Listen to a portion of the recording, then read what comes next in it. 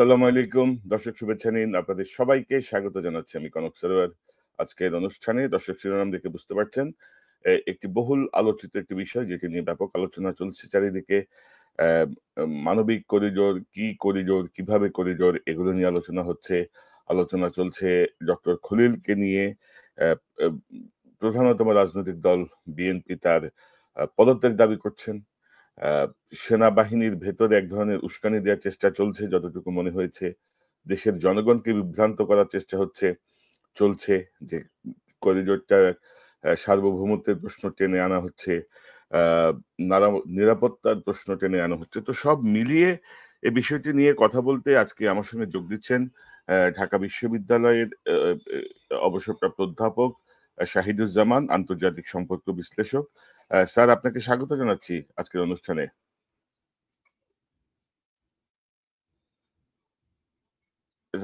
জি জি।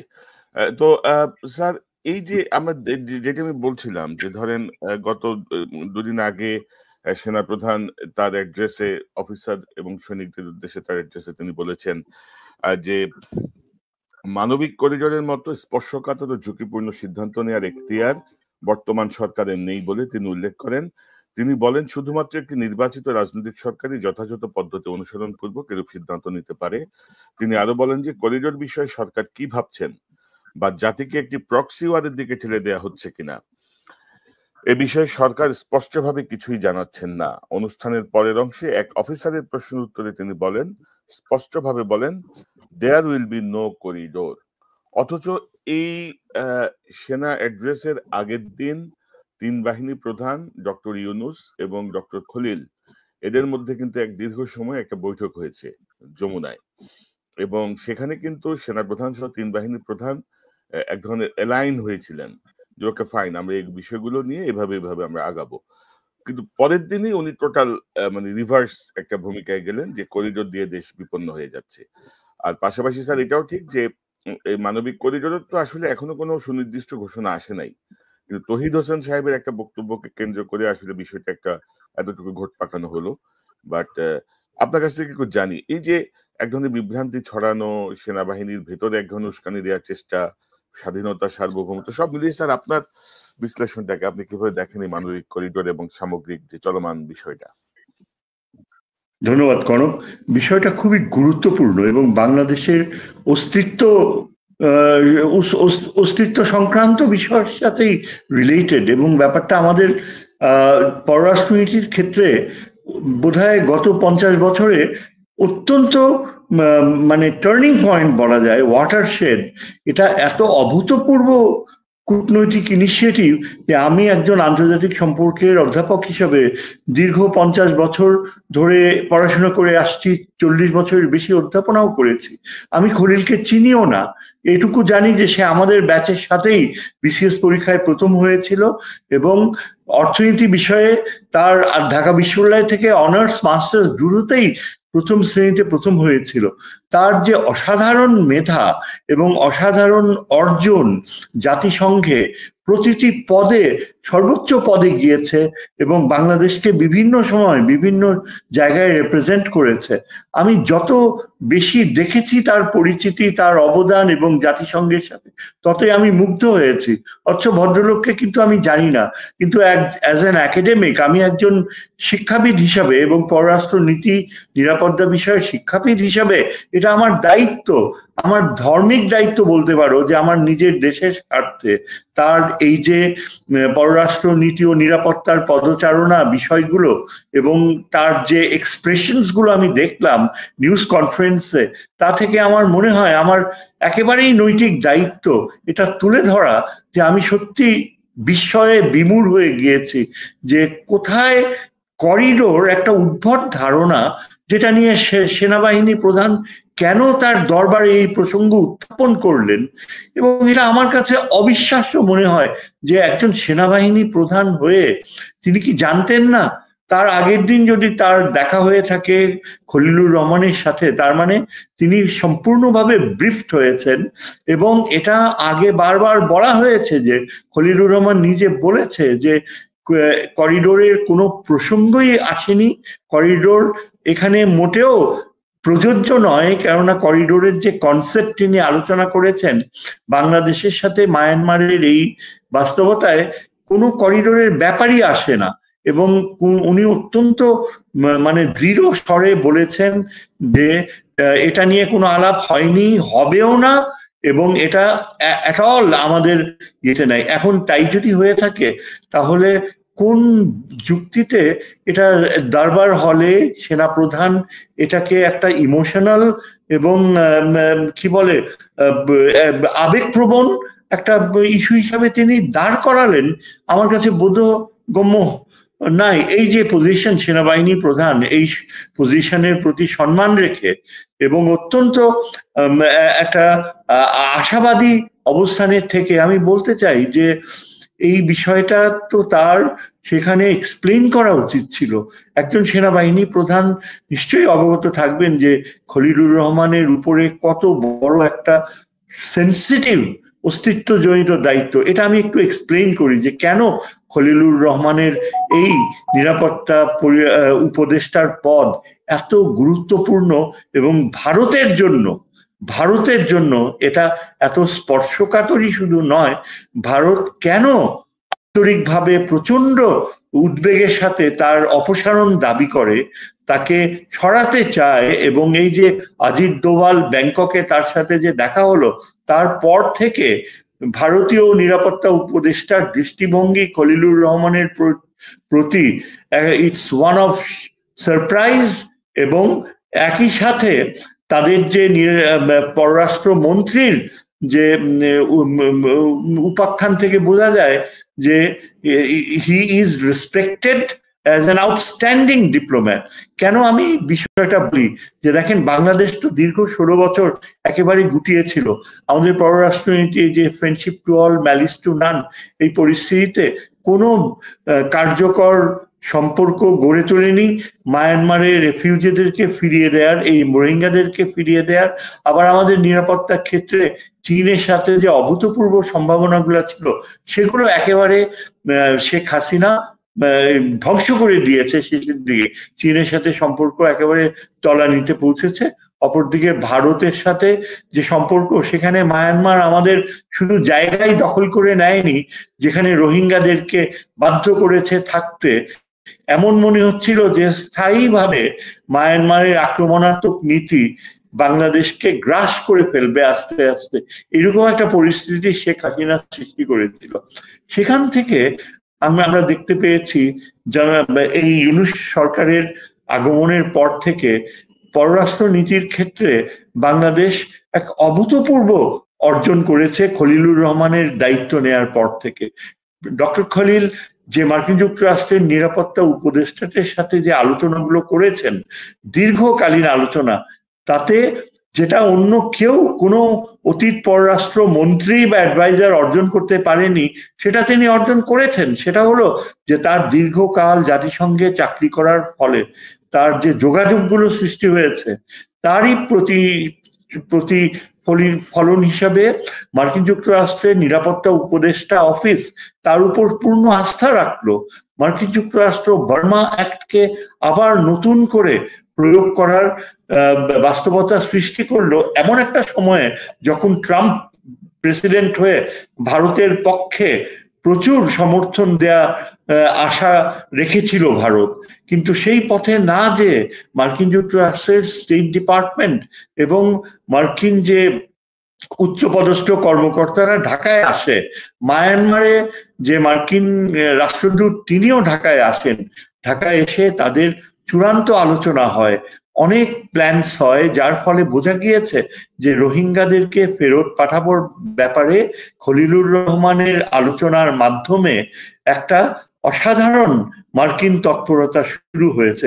এবং চিন্তা করেন, এটা এমন একটা সময়ে, এই যেটাকে আমরা ইংরেজিতে বলি Khalil could pull the Trump card, এমন একটা সময়ে যখন কিনা মার্কিন যুক্তরাষ্ট্র বাংলাদেশকে ভাতছড়না করতে পারত, যখন কিনা ভারতের প্ররোচনায় মার্কিন যুক্তরাষ্ট্র বাংলাদেশকে কোণঠাসা করতে পারত, সেটা না করে যখন আমরা দেখতে পাই ইউনূস সাহেব চীন সফর করে চীনের সাথে বাংলাদেশের সম্পর্ককে এক প্রচন্ড উচ্চতর মাত্রায় নিয়ে গেল, সেখানেও খলিলুর রহমানের ব্যাপক অংশগ্রহণ ছিল। তিনি আলোচনাগুলা করেছেন, তিনি কূটনৈতিক প্রক্রিয়াগুলা পরিচালনা করেছিলেন, যার ফলে এর আগে চীনের যে নেতৃস্থানীয় ব্যক্তিরা তাকেই ধরে নিয়েছে একজন মানে ম্যান টু ম্যান ডিপ্লোমেসি চালাবার জন্য। যে কারণে প্রথমত চীনের সরকার বাংলাদেশকে আশ্বস্ত করলো যে বাংলাদেশের সভরেনিটি, সার্বভৌমত্ব যদি কখনো হুমকির মুখে পড়ে চীন তার পাশে দাঁড়াবে। চিন্তা করেন, এই ধরনের শক্তিশালী কমিটমেন্ট শুধুমাত্র চীন একটা মিত্র দেশকেই দেয়, এমন মিত্র যার জন্য সে যুদ্ধে দাঁড়াবে পাশে। সেই মিত্রতা খুব কম দেশের সাথেই চীনের রয়েছে এবং সেই লিস্টে বাংলাদেশ ইনক্লুডেড হয়েছে। চীনের এই ঘোষণার পরে আপনি চিন্তা করে দেখেন যে খলিলুর রহমান মার্কিন যুক্তরাষ্ট্রকে ডিল করেছে, মার্কিন নেতৃত্বকে একটা বড় অংশ স্টেট ডিপার্টমেন্টের ঢাকায় এনে এমন একটা প্রক্রিয়া শুরু করেছে যেখানে তিনি মিডিয়াকে যতদূর জানিয়েছেন, যদিও এখানে একটা গোপনীয়তা থাকার কথা এই ধরনের সেন্সিটিভ সামরিক বিষয়ে, কিন্তু তারপরও খলিলুর রহমান সাহেব মিডিয়াকে প্রাণান্তর চেষ্টা করে তুলে ধরেছেন যে আমাদের সাথে এমন একটা সম্পর্কের উদ্বেগ হয়েছে যে যেখানে জাতিসংঘ আমাদের উপরে যে আস্থা রেখেছে মায়ানমারে খাদ্যশস্য পৌঁছে দেবার, সেটাই শুধু ঘটছে না, আমরা এমন একটা পরিস্থিতির দিকে যাব এবং আরাকান আর্মির সাথে ভবিষ্যতে এমন একটা সম্পর্ক গড়ে উঠবে যার ফলে আরাকান আর্মি ও মায়ানমারের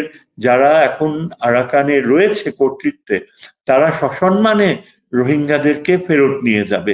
এবং এই আরাকান আর্মি থেকে এই ধরনের যে চিন্তাধারা আগে কি কখনো প্রত্যাশা করেছিলাম? কয়েক মাস আগেও কিন্তু মায়ানমারে তো গৃহযুদ্ধ চলছিল আর আরাকান আর্মি অত্যন্ত কি বলে রোহিঙ্গাদের ব্যাপারে একেবারে ডিসইন্টারেস্টেড ছিল। সেই আরাকান আর্মি এখন তারা এই যে বাংলাদেশের উপর নির্ভরশীলতার বাস্তবতা, সেখানে তারা দেখতে পেয়েছে যে বাংলাদেশের সাথে নির্ভরযোগ্য সম্পর্ক ছাড়া আরাকান আর্মি কোনো বৈধতা পাবে না আন্তর্জাতিক জগতে। জাতিসংঘের সেক্রেটারি জেনারেল আরাকান আর্মির সাথে যোগাযোগ করার যে প্রস্তাব বাংলাদেশকে রেখেছে, এর মাধ্যমে আরাকান আর্মি কিন্তু জাতিসংঘের স্বীকৃতি পেতে যাচ্ছে। খলিলুর রহমান এমন একটা পরিস্থিতি সৃষ্টি করেছে যে আরাকান আর্মির অস্তিত্ব, ভবিষ্যৎ এবং নিয়ন্ত্রণ করা সম্পূর্ণ ভেস্তে যেতে পারে যদি সেখানে, যেটা টাটমাডা করেছে, ফেমিন কন্ডিশনস যদি প্রিভেইল করত। এবং এই ফেমিন কন্ডিশনস এখন যদি এভাবে প্রিভেইল করে তাহলে রাখাইন জনগোষ্ঠী একটা নির্মম বাস্তবতায় পড়বে।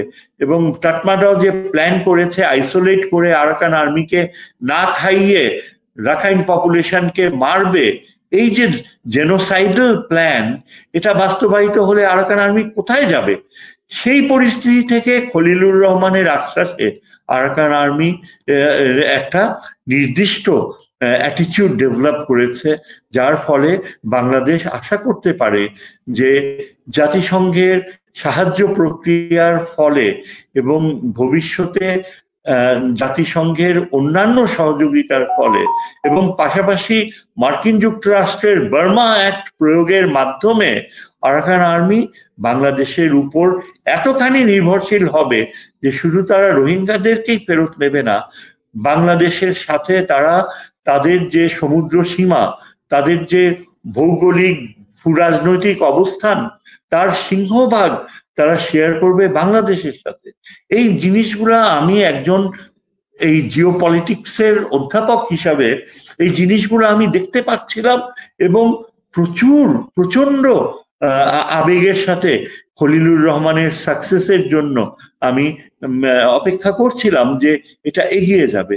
কিন্তু আমি হতাশ হয়ে গেলাম যে যেখানে সেনাবাহিনী প্রধান খুব ভালো করেই জানেন যে এখানে করিডোরের কোনো ব্যাপারই নেই, যেখানে তিনি তার যে জিওসি রয়েছেন রামুতে, তার সাথে তার পূর্ণ যোগাযোগ রয়েছে এবং নিশ্চয়ই জিওসি যতখানি রোল প্লে করছে, এই যে মার্কিন বাহিনী যদি সেখানে কোনো কিছু করে থাকে সেটা সম্পর্কে সেনাবাহিনী প্রধান সম্পূর্ণ অবগত এবং এই কার্যক্রম অলরেডি অনেক দূর এগিয়ে যাচ্ছে।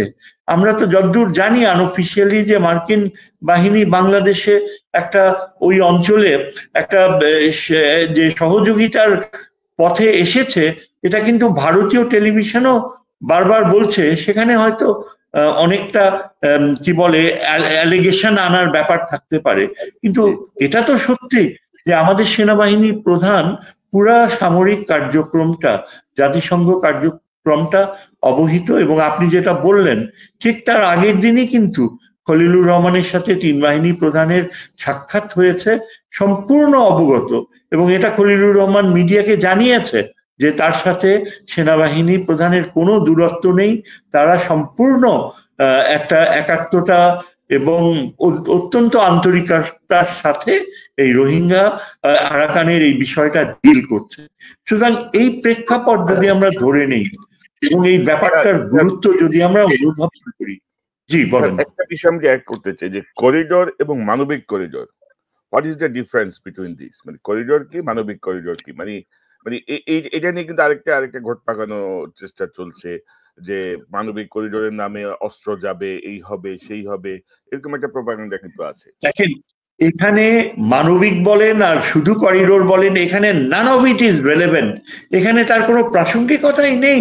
কারণ খলিলুর রহমান সাহেব এটা ক্ল্যারিফাই করেছেন যে পররাষ্ট্র উপদেষ্টা করিডোর শব্দটা উচ্চারণ করার সাথে সাথেই তিনি আবার সেটা উইথড্র করে নিয়েছেন। এটা সেদিন খলিলুর রহমান সরাসরি মিডিয়াকে বলেছে। এর অর্থটা কি? এবং তিনি বারংবার এমফেসিস দিয়ে বলেছে যে করিডোর হচ্ছে যুদ্ধকালীন সময়ে একটা প্রক্রিয়া যেখানে যে বাহিনী এফেক্টেড হচ্ছে তাদের তাদেরকে সরঞ্জাম প্রোভাইড করা হয়। এবং ওই টার্মটা এই মায়ানমার বাংলাদেশের বেলায় একদম কোনোভাবেই অ্যাপ্লিকেবল হয় না। আর হিউম্যান করিডোর আপনি যেটা জানতে চেয়েছেন, তার ইমপ্লিকেশন হচ্ছে যে একটা বিধ্বস্ত জাতিগোষ্ঠী, বিধ্বস্ত জনগোষ্ঠী যখন খাদ্যাভাব বা চরম নির্মমতার শিকার হয়ে তারা মৃত্যুবরণ করছে, বা যেখানে রেশিয়াল ক্লিনজিং, অ্যাপার্থাইডের মতো বাস্তবতায়, যেখানে একেবারে জেনোসাইডের মতো অবস্থা, সেখানে যদি মানবিক সাহায্য পৌঁছে দেয়া হয় সেটাকে আমরা হিউম্যান করিডোর বলি। আর শুধু করিডোর বলতে বোঝায় যে, যেটা আমি কিছুক্ষণ আগে বললাম, যে একটা যুদ্ধকালীন সময়ের যোগাযোগ প্রক্রিয়া। এখন বাস্তবতা হচ্ছে এই যে সেনাবাহিনী প্রধান খুব ভালো করেই জানেন যে আমাদের এই বেলায় তিনি সরাসরি অংশগ্রহণ করেছেন তার জিওসির মাধ্যমে। তিনি নিজেই তিনি কিভাবে তার দরবারে এটা বলতে পারলেন যে আমরা কিছু জানি না, আমাদেরকে না জানিয়ে এসব করা হচ্ছে করিডোর প্রশ্নে? আমি এটার উদ্দেশ্য কি? এখন যেটা আমি বুঝতে পারি, এখানে there will be no corridor. She is throwing something out of the blue. এবং একটা দায়িত্বশীল সেনাবাহিনী প্রধান এই কথা কিভাবে বলতে পারে? এখন আমি একজন আন্তর্জাতিক নিরাপত্তার ছাত্র হিসাবে প্রশ্ন করতে পারি যে তার ইন্টেনশনটা কি? তিনি কি চাইছেন যে আমাদের ডক্টর খলিলুর রহমান, যার মেধা পররাষ্ট্র মন্ত্রণালয়ের যতগুলো অফিসার ছিল সেই তুলনায় আকাশচুম্বী, যার কূটনৈতিক প্রজ্ঞা অতুলনীয়, যাকে মার্কিন যুক্তরাষ্ট্র ও চীন সরাসরি আস্থায় নিয়েছে, এবং আমরা সবাই জানি যে এই যে মার্কিন যুক্তরাষ্ট্রের সাথে আস্থায় যাওয়া আবার একই সাথে চীনের আস্থা অর্জন করা, এটা কিন্তু কখনো সম্ভব হয় না যদি না যে কার্যকর যিনি নিয়ন্ত্রক রয়েছেন এখানে, জাতীয় নিরাপত্তা উপদেষ্টা, তার কূটনীতির উপর দীর্ঘকালীন অভিজ্ঞতার মাধ্যমে আস্থা থেকে থাকে। এটা হচ্ছে ট্রাস্ট। আমরা বলি কূটনীতি হচ্ছে question of trust, dignity, honour, এবং এই অবস্থানটা তিনি অর্জন করেছেন চীনদের কাছ থেকে, মার্কিন যুক্তরাষ্ট্রের কাছ থেকে। এবং তিনি যদি এগিয়ে যেতে পারেন তাহলে আমি বলবো এই প্রফেসর ইউনূসের এই যে দীর্ঘ সময় তিনি যে থাকছেন, যদি তার একটা অর্জন হয়ে থাকে সেটা এই খলিলুর রহমানই তাকে এনে দিতে পারে। এই কেননা আমরা দেখতে পাচ্ছি যে এটা এই রকমের দীর্ঘ সময় অনিয়ন্ত্রিত পররাষ্ট্র নীতি যে ছিল সেখান থেকে বের হয়ে এই উদ্যোগগুলো ভারতকে একেবারে স্টান্ট করে দিয়েছে। ভারত অ্যাবসলিউটলি জয়শঙ্কর কোনোভাবেই বিশ্বাস করতে পারছে না, মোদি কোনোভাবেই। এবং তারা কি করছে, তারা বাংলাদেশের উপর অযাচিত সব অত্যাচার শুরু করেছে। এই যে প্রত্যেক রাতে তাদের দেশের নাগরিকদেরকে আমাদের দেশে ঠেলে দিচ্ছে, আজ গত রাত্রেও ঠেলে দিয়েছে। তারা বাংলাদেশে এখনো গুলি চালিয়ে যাচ্ছে, তারা বাংলাদেশের সমস্ত যে আন্তর্জাতিক অব্লিগেশন গুলো তারা ভায়োলেট করছে। এবং আমাদের পানির প্রশ্নে তারা ঠিক পাকিস্তানের যে অ্যাটিটিউড সেই অ্যাটিটিউড নিচ্ছে, এমনকি বারবার হুমকি দিচ্ছে যে তারা আমাদের উত্তরের ওই অঞ্চলটুকু যে কোনো সময় দখল করে নিতে পারে, এবং সেই প্রক্রিয়া তারা সৃষ্টি করছে। কাজেই বাস্তবতাগুলো এত কঠিন, সেখানে দেখা যায় যে সেনাবাহিনী প্রধান এটা অ্যাবসলিউটলি তার সামনে যে দরবারে যারা বসেছিল তারা নিশ্চয়ই এখন পড়াশোনা করে আবিষ্কার করবে যে এখানে তাদের সেনাবাহিনী প্রধানের কথায় কতখানি সত্য ছিল, কতখানি যৌক্তিকতা ছিল। এবং এখানে ডক্টর খলিলুর রহমানের যে নিরাপত্তা প্রশ্নে তিনি যে সেনাবাহিনীর স্ট্যাটাস, তাদের সম্মানকে কোন উচ্চতায় নিয়ে যাওয়ার প্রক্রিয়া শুরু করেছিলেন সেটা কিন্তু তুলে ধরলেন না। সেনাবাহিনীর জন্য যে কতখানি সম্মান, ভবিষ্যতের সম্মান তিনি সৃষ্টি করছিলেন, কেননা রোহিঙ্গারা যদি আগামী বছর সত্যি সত্যি ফেরত যায় এবং সেখানে যদি মার্কিন যুক্তরাষ্ট্র সহ জাতিসংঘের অবদান থাকে এবং আমাদের সামরিক বাহিনীও যদি সেখানে অংশীদারিত্ব থাকে, তাহলে তো পুরা পশ্চিমা বিশ্বে আমাদের সেনাবাহিনীর স্ট্যাটাস কোথায় উঠে যাবে। সেটা না করে সেনাবাহিনী কি করলেন প্রধান, তিনি করিডোর হতে দিবেন না। এগুলো তো নবাব সিরাজউদ্দৌলার নাটকের মতো, নাকি মির্জাফরের নাটকের মতো। তিনি কি বলছেন, কেন তিনি ইচ্ছা করে করিডোর প্রশ্ন এনে ডক্টর খলিলের প্রক্রিয়া। এবং এখানে আমি শুধু একটাই কারণ দেখতে পাই, সেটা হচ্ছে এই যে আমরা যেটা আগে থেকে জানি যে সামরিক বাহিনী প্রধানের সাথে ভারতীয় সেনা প্রধানের যোগাযোগ ছিল, তার সাথে যথাযথভাবে যারা ভারতের পক্ষে সেনাবাহিনীর কিছু পথভ্রষ্ট সেনানায়ক যারা ভারতের পক্ষে বাংলাদেশের সাথে বিশ্বাসঘাতকতা করেছে তাদেরকে আটক করা হয়নি, তাদেরকে শাস্তির বিধানে আনা হয়নি। এমনকি তাদের অনেকে তারা সেনাবাহিনীর নিয়ন্ত্রণের হাত থেকে বের হয়ে পালিয়ে গিয়েছে। এগুলো সব মিডিয়াতে আমরা দেখি, জানি, পড়ি। এবং তাহলে এটা কি ইন্ডিকেট করছে? তাহলে কি এটা বুঝতে হবে যে সেনাবাহিনী প্রধান কোনোভাবেই চায় না যে ভারতের ইচ্ছা, ভারতের নিরাপত্তা চিন্তা এবং ভারত বাংলাদেশকে যেভাবে তার নিয়ন্ত্রণে রাখতে চায় সেই পথেই কি তিনি চান যে আমরা ফিরে যাই? তা না হলে কেন তিনি এই আমাদের ডক্টর খলিলকে বারবার এই করিডোর প্রশ্ন উত্থাপন করে বিব্রত করছেন?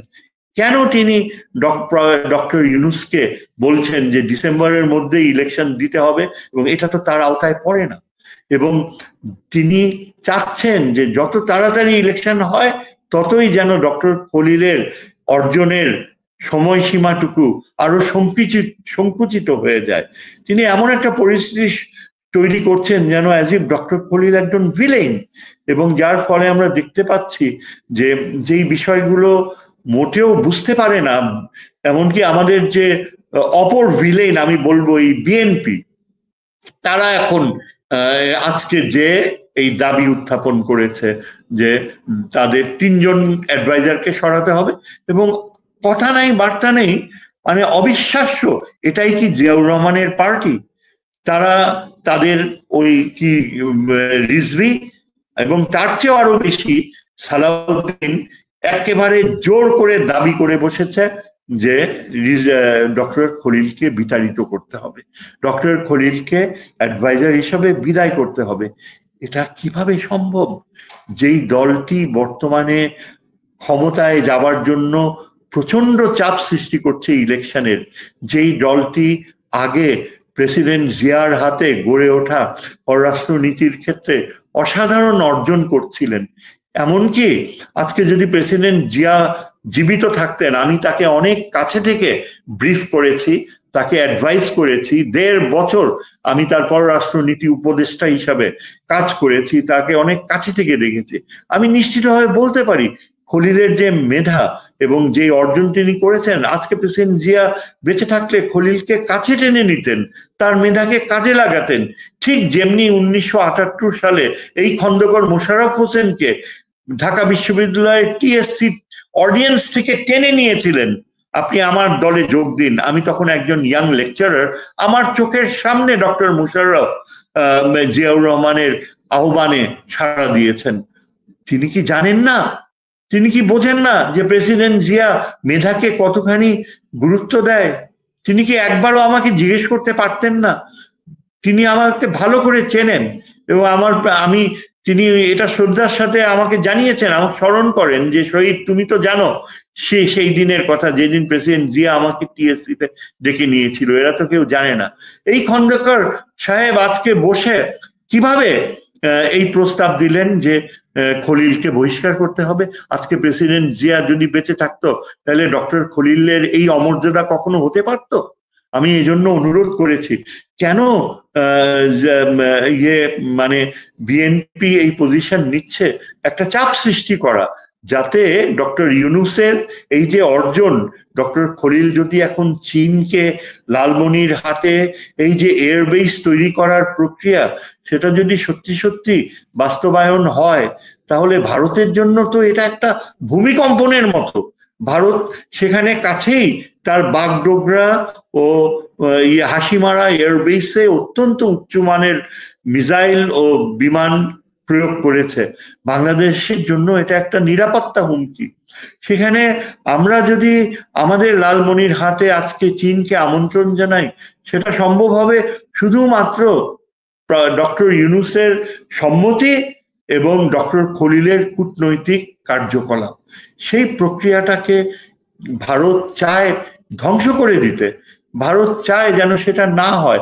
আজকে বিএনপি ও কি সেই একই পথে যাবে? বিএনপি মনে করছে যে ডক্টর খলিল যদি চীনের সাথে এই সম্পর্কের ক্ষেত্রে অর্জন, আবার একই সাথে আমেরিকার সাথে রোহিঙ্গাদের ফেরত পাঠানোর কূটনৈতিক প্রক্রিয়া অর্জন করে, তাহলে ডক্টর খলিল হয়তোবা প্রফেসর ইউনূস এতখানি জনসমর্থন পাবেন যে হয়তো জনগণ দাবি করে বসতে পারে যে ডক্টর ইউনূসই কন্টিনিউ করুক। এই ভয়, এই অত্যন্ত হীনমন্যতা, অত্যন্ত নিম্ন রুচির চিন্তা কাদের? এই যে এইসব মানুষ। মানে মূল জায়গাটা যদি আমি এক লাইনে সাম আপ করি, যে মানে মূলত ভারতের স্বার্থ বিঘ্নিত হবে বা ভারতের যে আধিপত্য এই অঞ্চলে, বিশেষ করে বাংলাদেশের উপরে ভারতের আধিপত্য শূন্যের কোঠায় নেমে আসবে। এই জায়গাটার কারণেই আসলে ভারত সরাসরি কিছু করতে পারছে না, কারণ এখানে ইইউ যুক্ত, জাতিসংঘ যুক্ত, আমেরিকা যুক্ত। তো তারা এখন সওয়াল হয়েছে আমাদের কিছু সেনাপ্রধান সহ কিছু গুটি করে অফিসার এবং প্রধানতম রাজনৈতিক দল বিএনপির কিছু নেতার উপরে। তো আমি স্যার দুটা প্রশ্ন আপনাকে একটু করতে চাই পাশাপাশি। একটা হচ্ছে, ডক্টর খলিল নিরাপত্তা উপদেষ্টার পদ পাওয়ার পরেই আসলে মূলত তার সঙ্গে এনিমিটিটা শুরু হয়। আমরা দেখি যে পুরাতন অনেক গল্প কাহিনী দিয়ে তাকে বিব্রত করার চেষ্টা হয়েছে, নানা রকম ঘটনা ঘটেছে। তো বলা হচ্ছে যে বেসামরিক ব্যক্তি নিরাপত্তা উপদেষ্টার পদ নিলে নাকি পারবেন না, সামরিক জ্ঞান নাকি লাগবে। কিন্তু আমি যতটুকু জানি বিশ্বের অত্যন্ত গুরুত্বপূর্ণ কমপক্ষে 50টি রাষ্ট্রীয় নিরাপত্তা উপদেষ্টা কিন্তু বেসামরিক ব্যক্তি। এবং এটা এই জায়গাটা একটু যদি একটু স্পষ্ট করেন যে ডক্টর খলিলের এই পদের যৌক্তিকতা এবং এক্স্যাক্টলি। হ্যাঁ, আপনি একেবারে ঠিক জায়গায় হাত দিয়েছেন। দেখেন, আমি এটাই বলতে চাচ্ছিলাম। দেখেন, ডক্টর খলিল যে বেসামরিক ব্যক্তি হয়ে জাতীয় নিরাপত্তা উপদেষ্টা হয়েছেন, এটাই কিন্তু সভ্য জগতে প্র্যাকটিস। ডক্টর খলিলের যোগ্যতা নিয়ে চরিত্র হনন করার প্রয়াস করেছে তারই পররাষ্ট্র মন্ত্রণালয়ের কিছু কিছু সহকর্মী, এবং যেখানে বলতে গেলে পররাষ্ট্র উপদেষ্টার প্রতিও অঙ্গুলি নির্দেশ করা হয় যে ডক্টর খলিল তার নাকি ব্যক্তিগত জীবনে এখানে অঘটন ঘটিয়েছে। আমরা জানতে পারলাম, দেখেন নিউ ইয়র্কে সেদিন একটা সাক্ষাৎকারে দুইজন অত্যন্ত সম্মানীয় ব্যক্তি, একজন নিউ ইয়র্কে একজন প্রতিষ্ঠিত প্রবীণ ডক্টর, আরেকজন অত্যন্ত প্রতিষ্ঠিত যে ব্যক্তি ওইখানে থাকেন এবং একটা অত্যন্ত সম্মানিত পদে রয়েছেন দীর্ঘকাল। ডক্টর খলিল যখন নিউ ইয়র্কে চাকরি নেন প্রথম, তখন থেকে চেনেন। তারা দুজনই কিন্তু একটা নিউ ইয়র্ক ভিত্তিক টেলিভিশন নেটওয়ার্কে বলেছে যে ডক্টর খলিল কোনো সময় তার চারিত্রিক দৃঢ়তা কম্প্রোমাইজ করেনি, এবং জাতিসংঘের যে তিনি উচ্চ পদে গিয়েছেন একটার পর একটা, সেখানে তার ব্যক্তিগত জীবনের সব খুঁটিনাটি দেখা হয়েছে, সমস্ত কিছু চেক আপ করা হয়েছে। এবং যেই ডাক্তার সাহেব বলছিলেন তার ভেতরে যে কতখানি শক্তিশালী আবেগ কাজ করছিলেন, তিনি বললেন যে ডক্টর খলিলকে, এবং ওই লয়ার ভদ্রলোক যিনি ডক্টর খলিলকে চেনেন বলল যে আমি দীর্ঘ 30 বছর থেকে ডক্টর খলিলকে দেখে আসছি, তিনি একের পর এক জাতিসংঘের অত্যন্ত গুরুত্বপূর্ণ পদে বাংলাদেশের প্রতিনিধিত্ব করেছেন। তিনি তো বাংলাদেশের চাকরি ছেড়ে কোথাও যায়নি, এবং আরেকটা বড় কথা হচ্ছে তিনি অল থ্রু বাংলাদেশের পাসপোর্ট হোল্ডার ছিলেন, কোনোদিন তিনি দুই দেশের নাগরিকত্ব নেননি, যেটা কিনা এই যে আলী রিয়াজের রয়েছে, ওই ডক্টর মজুমদার কমিশন হেড, কই তাদের বেলায় তো কেউ কিছু বলে না। অথচ ডক্টর খলিল অত্যন্ত আবেগ প্রবণ হয়ে প্রায় কন্দনরত চোখে দৃষ্টিতে বললেন যে দেখেন, আজকে আমাকে নিয়ে এরকম অপবাদ করছেন, আমি কোনোদিন দীর্ঘ সময় ছিলাম, আমেরিকান পাসপোর্ট নেওয়ার কথা কল্পনাই করি। তারপর তিনি কি বললেন, তিনি বললেন আজকে যদি তারেক জিয়া, উনিও তো লন্ডনে থাকছেন, দীর্ঘ সময় চাকরি করছেন, আজকে যদি কেউ তারেক জিয়াকে নিয়ে এরকম কথা বলে তখন কেমন পরিস্থিতি হবে একবার চিন্তা করেছেন? এই কথাটা বলা, এই কারণে বিএনপির রিজভী এবং ওই যে সবচেয়ে বড় যে সন্দেহজনক ব্যক্তি সালাউদ্দিন, যাকে পুরা ঢাকা শহর চিহ্নিত করেছে যে ভারতীয় গুপ্তচর হিসাবে, লাভ দিয়ে আজকে প্রেস কনফারেন্সে বলেছে আমরা খলিলের অপসারণ চাই। কেন এই ব্যক্তি বলছে এই কথা? কেনই বা রিজভী এটাকে এমন আখ্যা দিচ্ছে যে তিনি খলিল নাকি তারেক জিয়াকে তার অপমানজনক কথা বলছে? অথচ খলিল কিন্তু তারেক জিয়াকে যা বলছে আমরা টেলিভিশনে সবাই দেখেছি, তিনি তারেক জিয়াকে উচ্চ স্থানে অবস্থান, তারেক জিয়াকে ডিফেন্ড করছে। যে আজকে উনি এত বছর বিদেশে থাকে, তাকে নিয়ে যদি তার বিরোধীরা এরকম কথা বলে যে তিনি দুই দেশের তখন কেমন লাগবে? কাজেই এটা কিন্তু তিনি কোনো ইয়ে বলেন, বরং তারেক জিয়াকে ডিফেন্ড করে এই কথা বলেছেন। অথচ কিভাবে এটাকে ডিসইন্টারপ্রেট করা হচ্ছে? এখন আপনার যে প্রশ্নটা আপনি প্রথমে করেছিলেন সেটার উত্তর আমি দেই নাই। ওই যে কি যেন ছিল সেটা, ওই যে সেনাবাহিনী নিউ ইয়র্কের ওই প্রথম অংশটা, যেটা প্রথম অংশটা ছিল যে নিরাপত্তা উপদেষ্টা হিসেবে বেসামরিক ব্যক্তির এইটাই ছিল। হ্যাঁ, এখন আচ্ছা দেখেন, এই যে তিনি একজন সিভিলিয়ান হতে পারে, কিন্তু আপনি দেখেন ভারতের নিরাপত্তা উপদেষ্টা একজন সিভিলিয়ান, মার্কিন যুক্তরাষ্ট্রের সিভিলিয়ান, এমনকি পাকিস্তানেও এর আগের নিরাপত্তা উপদেষ্টা যিনি ছিলেন তিনিও সিভিলিয়ান ছিলেন। একজন সিভিলিয়ান নিরাপত্তা উপদেষ্টা হিসেবে থাকবে, এটাই তো স্বাভাবিক, এটাই কাম্য, সভ্য জগতে এটাই হয়ে থাকে। আজকে বাংলাদেশে যদি সামরিক বাহিনী এটা মেনে নিতে না পারে, তাহলে বলতে হবে যে এখানে তাদের একটা ইনফেরিয়রিটি কমপ্লেক্স, এবং সামরিক বাহিনীর কোন অফিসারের এই যোগ্যতা রয়েছে নিরাপত্তা উপদেষ্টা হতে পারবে? খলিলের নখের কাছাকাছি কি কেউ আসতে পারবে?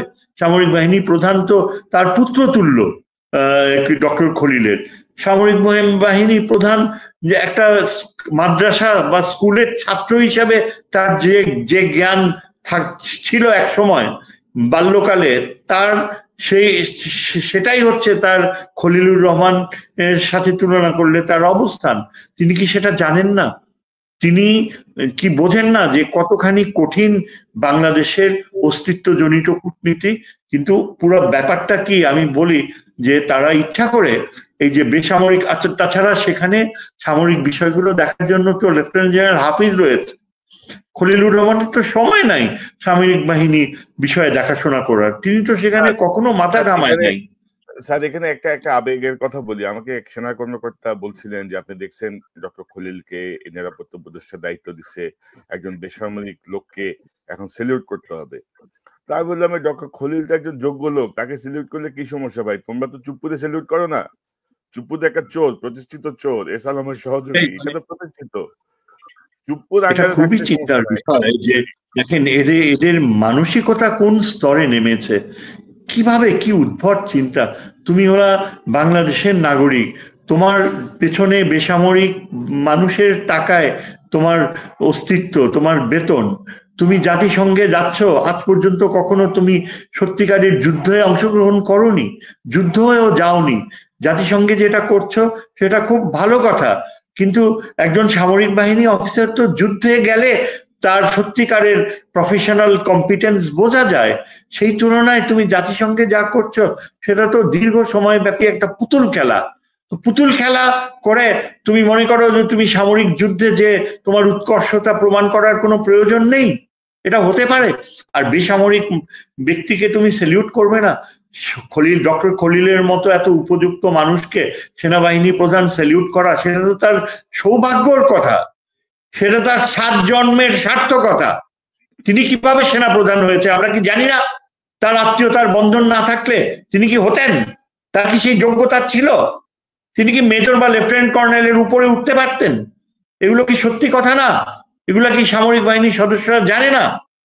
কেন সেই আমি তো মনে করি এখানে আসল ব্যাপারটা হচ্ছে যে principal staff officer lieutenant general Kamrul, তিনি সামরিক যে সম্পর্ক এবং পাকিস্তানের সাথে চীনের সাথে যে সামরিক সম্পর্কগুলো গড়ার পেছনে তার অবদান রয়েছে, তিনি পাকিস্তানের যে সামরিক বিষয়ে আলোচনা করে এসছেন, খলিলুর রহমানের সাথে তার একটা যোগাযোগ হয়েছে, কমিউনিকেশন হয়েছে, সামরিক বিষয়গুলো আলোচনা করেছেন এবং এই বিষয়টাকেই মানে তার চক্ষুশূল হয়ে দাঁড়িয়েছে। শোনা যাচ্ছিল যে হয়তো লেফটেন্যান্ট জেনারেল কামরুলকে সেনা প্রধান করা হবে এবং এই আতঙ্কে এখন লেফটেন্যান্ট জেনারেল কামরুলকেও সরিয়ে দেওয়া হবে আর ডক্টর খলিলুর রহমানকে ডেমোনাইজ করতে হবে।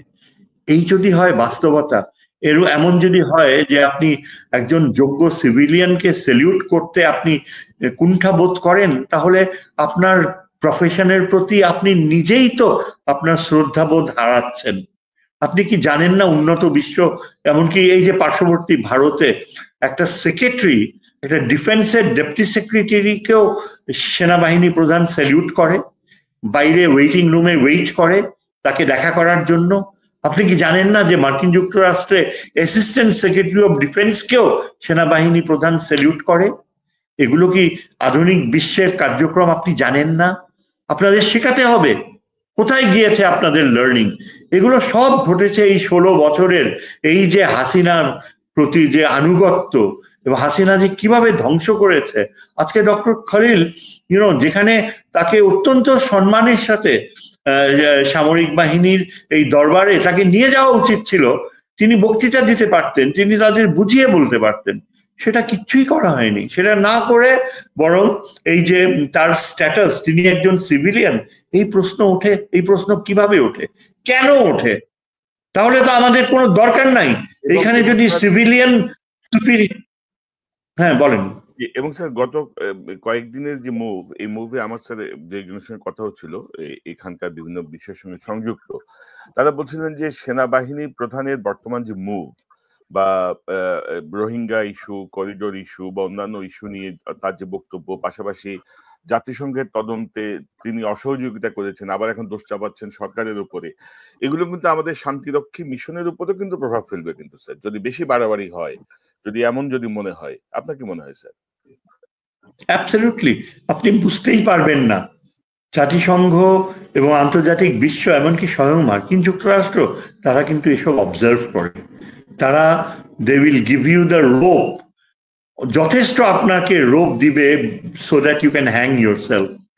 কাজেই এইসব কার্যকলাপ, এই যে জাতিসংঘের যে উদ্যোগকে এইভাবে ইয়ে করা, প্রত্যাখ্যান করার মানসিকতা, এই যে আপনার এত ধ্বংস, এত গোলাগুলি, যে ওয়ার ক্রাইমস কমিটেড হয়েছে এবং সেনাবাহিনীর যেসব জেনারেলসরা এইসব খুনের সাথে সরাসরি যুক্ত ছিল। এবং আমরা এটাও জানি যে যথেষ্ট প্রমাণ রয়েছে ভারতের সামরিক বাহিনীর সদস্যরাও বাংলাদেশে ঢুকে তারা গোলাগুলি করেছে। পুরো বিষয়টা ভারতের এই অজিত দোভাল তারই নিয়ন্ত্রণে ছিল। এবং হাসিনাকে যে প্লেনে ফেরত পাঠানো হবে সেখানেও কিন্তু অজিত দোভালের সিদ্ধান্ত ছিল। এসব কিন্তু সব জানাজানি হয়েছে। এসব আন্তর্জাতিক ট্রাইব্যুনালে আসলে পুরো বিষয়টা আসবে এবং তখন আপনি কোথায় পালাবেন? কাজে এইখানে এই যে আপনার সংশ্লিষ্টতা, এটা বাংলাদেশের সেনাবাহিনীর জন্য অত্যন্ত ক্ষতিকর এবং এগুলো পূর্ণ বিচার হওয়া উচিত। আমি জানি আমাদের অত্যন্ত সাহসী মেধাবী যারা চাকরিচ্যুত হয়েছে অনেক অফিসার, তারা বিচার পাচ্ছে না। তাদের মধ্যে একজন হাসান নাসের, ব্রিগেডিয়ার হাসান নাসির চৌধুরী রয়েছেন। তিনি প্রচন্ড পরিশ্রম করছেন, বিভিন্ন সেমিনার করে জাতীয় নিরাপত্তা নীতি, ভবিষ্যতে সামরিক বাহিনীর যে প্রফেশনালিজম কিভাবে ড্র করা যায়, এবং কর্নেল হাসনাইন নামে অত্যন্ত সাহসী বীর বিক্রম একজন অফিসার যাকে বরখাস্ত করা হয়েছে, যাকে এখনো চাকরিতে ফেরত দেওয়া হয়নি, এই রকমের অফিসার এবং আরো অনেক অবসরপ্রাপ্ত অফিসাররা মানে অত্যন্ত ক্রুদ্ধ হয়ে, অত্যন্ত নিরাশ হয়ে দেখছে যে কিভাবে আমাদের এই ডক্টর প্রফেসর ইউনূসের সময় এই ব্যর্থতা। আমি তো বলবো এটা প্রফেসর ইউনূসের ব্যর্থতা। তিনি কেন প্রথমেই উদ্যোগ নেননি? তিনি কি জানতেন না প্রথমে, যখন এটা জানাজানি হয়ে গেল যে বুকে পাথর বেঁধে সেনাবাহিনী প্রধান এটা এই প্রফেসর ইউনূসের অ্যাপয়েন্টমেন্টকে অ্যাকসেপ্ট করছে, তখনই তো তার কার্যকর পদক্ষেপ নেওয়া উচিত ছিল। তখনই এই জায়গাতে ডক্টর ইউনূসের উদাসীনতা আছে অথবা ওনার অবহেলা আছে। আমরা কিন্তু আপনি জানেন যে আমরা প্রথম থেকে কিন্তু এই বিষয়গুলো ওনার নলেজে বারবার আনার চেষ্টা করেছি। হয় উনি জানেন না, অথবা ওনাকে জানতে দেওয়া হয়নি, অথবা উনি উদাসীন ছিলেন, যার কনসিকুয়েন্সেস আমরা এখন ফেস করছি। আমরা স্যার আরেকটা প্রসঙ্গে যে অনুষ্ঠানটা শেষ করব সেটি হচ্ছে যে আপনি যেটি বলছিলেন যে এই যে দেখেন চরিত্র হনন কিন্তু আওয়ামী লীগের একটা কালচার, কিন্তু চরিত্র হনন মানে আওয়ামী লীগের বিপক্ষে যে থাকে সবসময় তাকে মেলাইন করার জন্য চরিত্র হনন হয়েছে। আমাদের সশস্ত্র বাহিনীতে যত কর্মকর্তা চাকরিচ্যুত হয়েছেন বা যাকে যখন যেই মানে অপরাধীর চাকরিচ্যুত করা হোক, সাথে কিন্তু একটা নারী ঘটিত বিষয় যুক্ত করে দেওয়া হয়েছে যেন সে এই বিষয়টা নিয়ে আর কোথাও কথা বলতে না পারে। ডক্টর খলিলের চরিত্র হননের চেষ্টা হয়েছে কিন্তু সেম তরিকায়। এবং একটা সহজ ব্যাখ্যা হচ্ছে 1/11 এর সময় যদি ডক্টর খলিল এরকম কোনো কিছুর সঙ্গে যুক্ত হন, পরবর্তী 16 বছর হাসিনা রেজিমকে তাকে ছেড়ে দিত। হাসিনা রেজিম এটা তাকে তো আরো মেলাইন করার চেষ্টা করতো। তখন তো 16 বছর তো সময় গেছে, তাই না? তো এখন ওই চরিত্র হননের পুরান খেলায় যাচ্ছে। তো সব মিলিয়ে স্যার বাংলাদেশ কোন দিকে যাচ্ছে, বা এই যে সার্বিক যে পরিস্থিতি, ডক্টর ইউনূসের পদত্যাগের কথা, আবার সরে আসা, বাট স্যার আমি কিন্তু কিছু দাবির সাথে একমত রাজনৈতিক দলগুলোর, যে কিছু উপদেষ্টাকে অবশ্যই সরাতে হবে। মানে 23 জন তার মধ্যে মিনিমাম 15 জনকে ফেলে দিয়ে নতুন করে সাজাতে হবে, নাহলে ডক্টর ইউনূস তার অ্যাচিভমেন্টে যেতে পারবেন না। আপনার কাছ থেকে আমি একটু টোটাল একটা বিশ্লেষণ শুনে অনুষ্ঠান শেষ করবো। জি স্যার। আমি একেবারে আপনার সাথে একমত যে তার বেশ কিছু এই যে অ্যাডভাইজার্স যারা একেবারেই পারফরমেন্স ভালো হয়নি তাদেরকে রিপ্লেস করা উচিত। এমনকি আমি তহিদ, আমার বিষয়ে যিনি পররাষ্ট্র উপদেষ্টা তহিদ হোসেনের বিষয়ে আমার মানে তার সীমাবদ্ধতা সম্পর্কে আমার যথেষ্ট সন্দেহ রয়েছে। আমি ঠিক জানি না, বুঝতেও পারি না কি গুণে তাকে এই পররাষ্ট্রনীতি উপদেষ্টা করা হলো, কার ইচ্ছায়, কারা এর পেছনে ছিল। তিনি তো ঠিক মতো আমাদের বিষয়গুলোও বোঝে না। আজকে যদি আপনি দেখেন ডক্টর খলিল যদি না থাকে, তাহলে অ্যাবসলিউটলি হুমড়ি খেয়ে পড়বে আমাদের পররাষ্ট্র নীতির ক্ষেত্রে। এই যে মার্কিন যুক্তরাষ্ট্র ও চীন যে ভূমিকা রাখছে, আমরা আমাদের পররাষ্ট্র নিরাপত্তায় যে অসাধারণ পরিবর্তন আসছে, এগুলো সব হুমড়ি খেয়ে পড়বে যদি আজকে ডক্টর খলিল, এই যে এরা দাবি করছে বিএনপি আর এই সেনাবাহিনী প্রধানের যে অ্যাটিটিউড, খলিলকে যদি বাধ্য করা হয় চলে যেতে, তাহলে আমাদের ভারত একদম সাথে সাথে এই সুযোগ নিয়ে ভারত আবার তার আধিপত্য গড়ে বসবে বাংলাদেশকে।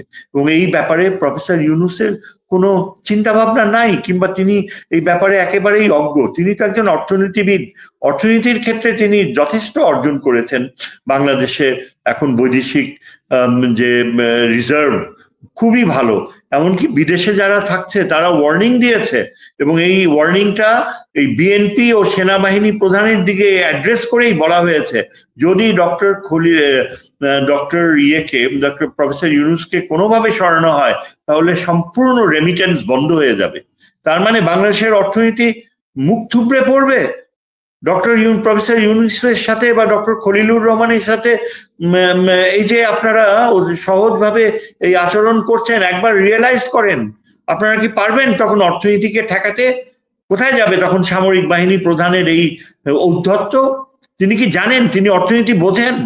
তার শিক্ষাগত যোগ্যতা কতটুকু যে তিনি দাবি করছেন ডক্টর খলিলের বিষয় নিয়ে এই যে মিথ্যাচার করছেন?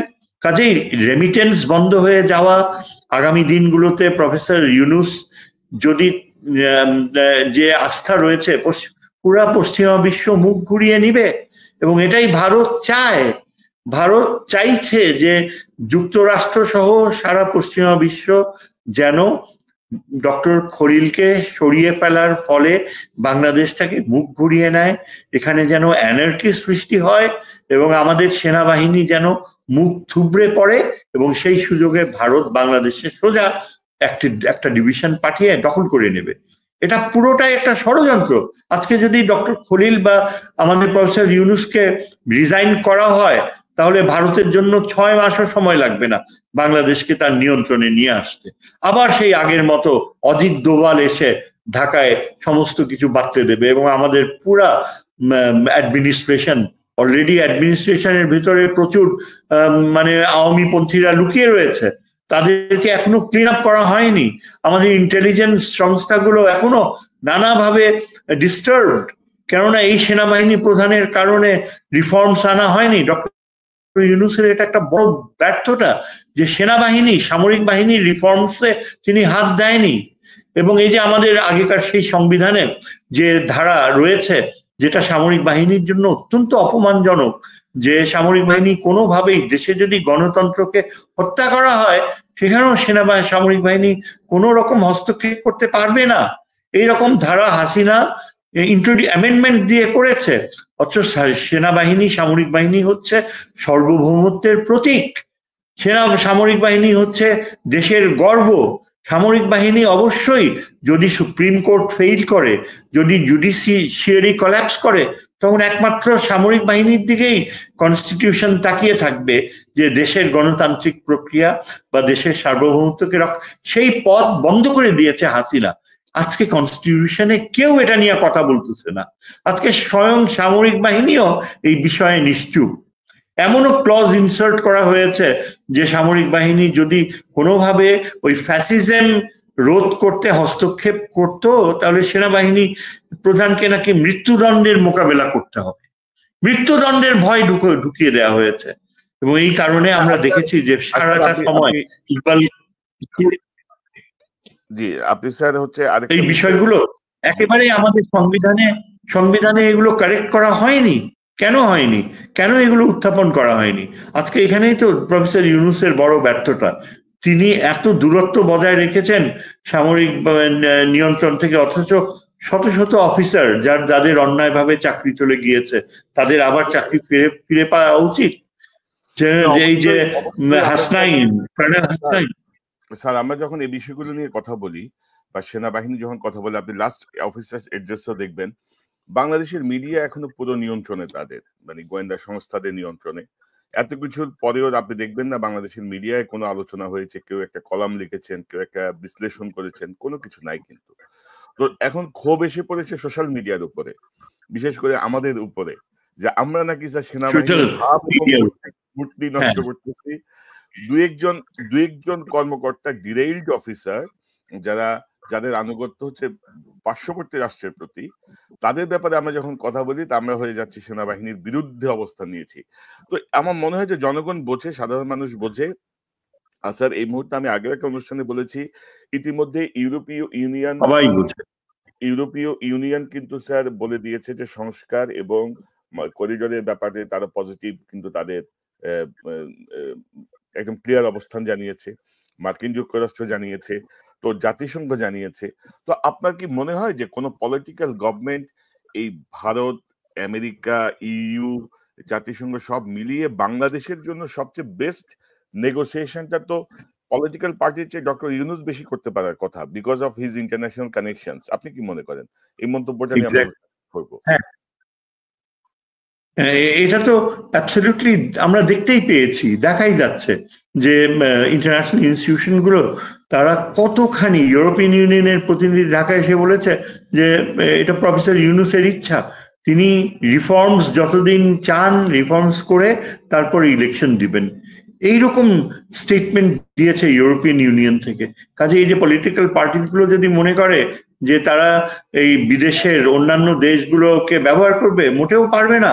আজকে বিএনপি মারাত্মক ভুল করছে। কোন বৈদেশিক এমবেসি, আজকে বিএনপি ভারতের দিকে ঝুঁকে যাচ্ছে, কেননা কোনো ওয়েস্টার্ন নেশন, কোনো দেশ তাদের এই অবস্থানের প্রতি মোটেও সমর্থন পুষ্ট নয়, তারা কেউ বলছে না। এখন ভারত ইন্টারন্যাশনাল আন্তর্জাতিক সম্পর্কে নিজেই একটা ভিলেইনের অবস্থানে রয়েছে, অ্যাপারথাইড পলিসি ইয়ে করছে। ডক্টর খলিল যেটা বলেছে সেদিন নিউজ কনফারেন্সে, যে আরাকান আর্মি যদি ইনক্লুসিভ না হয়, যদি রোহিঙ্গাদের না নেয়, তাহলে বাংলাদেশ সরকার মনে করবে যে আরাকান আর্মি ইজ প্র্যাকটিসিং অ্যাপারথাইড। এইরকম অ্যাঙ্গেলে কেউ কি আগে বলতে পেরেছে? কার মেধা রয়েছে যে এইরকম ব্যাকফুটে ফেলতে পারবে আরাকান আর্মিকে? Arakan army is practising apartheid, এবং এই অ্যাপারথাইডের অপবাদ দেওয়ার কারণে সাথে সাথে আরাকান আর্মি এখন তাদের দৃষ্টিভঙ্গি পাল্টাতে বাধ্য হচ্ছে।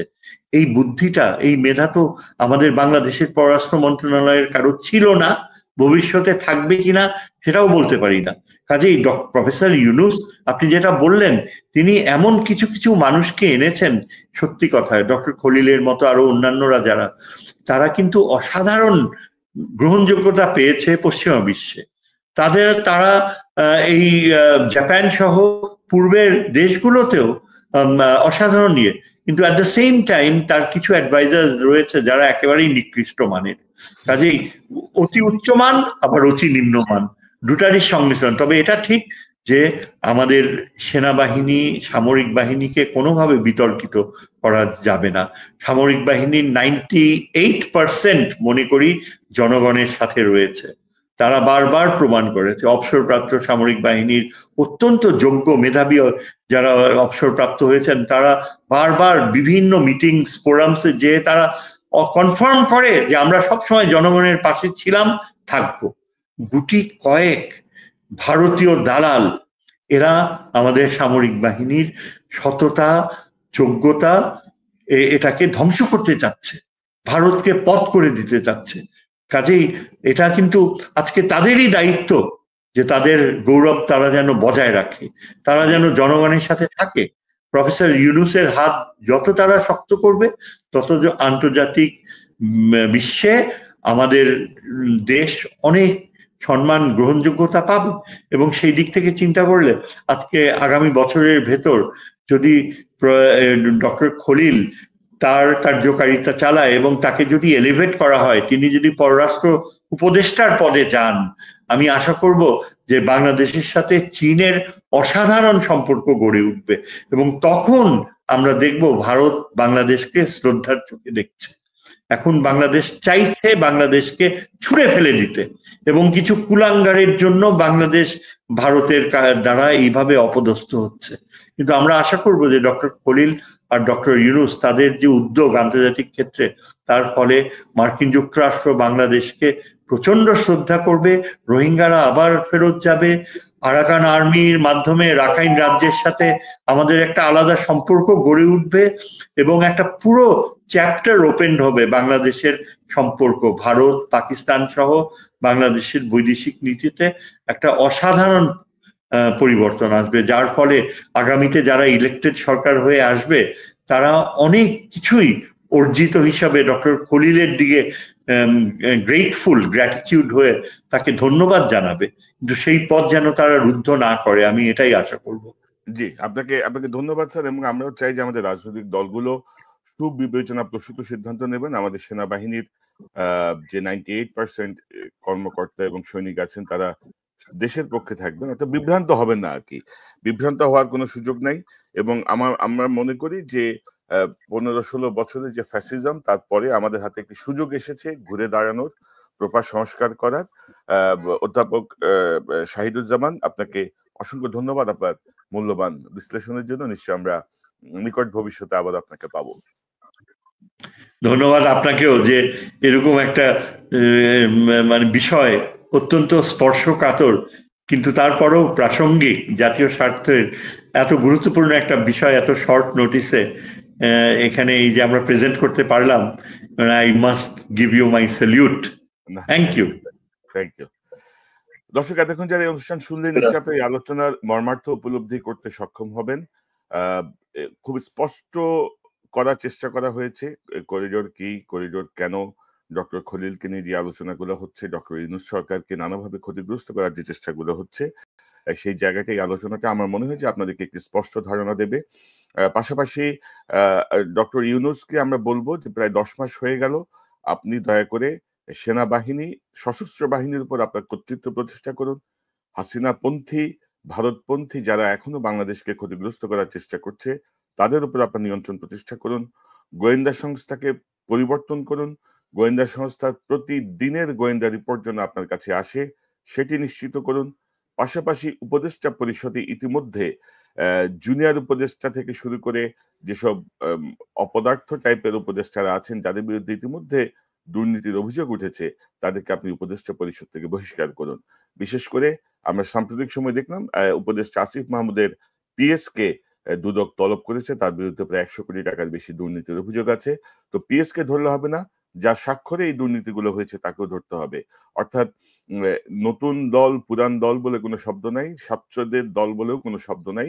দুর্নীতি দুর্নীতি, এটার বিরুদ্ধে অবশ্যই আমাদের অবস্থান নিতে হবে। পাশাপাশি উপদেষ্টা পরিষদের ভেতরে কিন্তু ডক্টর ইউনূস আপনাকে ক্ষতিগ্রস্ত করার সকল উপাদান নিয়ে কমপক্ষে ১০ থেকে ১৫ জন বসে আছেন, তাদেরকে বিদায় করুন। 111 এর সঙ্গে যুক্ত যেসব অপরাধী তাদেরকে বিদায় করুন। না হলে কিন্তু সামনে সমূহ বিপদ। আমরা গত ১০ মাস ধরে আপনাকে সহযোগিতা করার চেষ্টা করছি নানাভাবে। আপনি শুনেন বা না শুনেন, আমরা চেষ্টা করছি এবং আপনার উপরে সামনের দিনগুলোতে চাপ আরো বাড়বে। অর্থাৎ আপনাকে যে দায়িত্ব দেয়া হয়েছে, বাংলাদেশের জনগণ আপনার উপর যে আস্থা রেখেছে, সেই আস্থা আপনাকে যথাযথভাবে পূরণ করতে হবে। এখানে কোনো আবেগের কোনো জায়গা নাই, এখানে কোনো ইফ নাই, বাট নাই, সবই ফুল স্টপ। এটা শেষ করেই আপনাকে যেতে হবে এবং যথাযথভাবে যেতে হবে। আর বিএনপির যদি শুভবুদ্ধির উদয় হয়, আমার মনে হয় যে এটি দলের জন্য ভালো হবে, দেশের জন্য ভালো হবে। দর্শক, এই চ্যানেলটি সাবস্ক্রাইব করে আমাদের পাশে থাকুন। এই চ্যানেলের মেম্বারশিপ নিয়ে আমাদের পাশে থাকুন। আবারও দেখা হবে ইনশাআল্লাহ। আসসালামু আলাইকুম।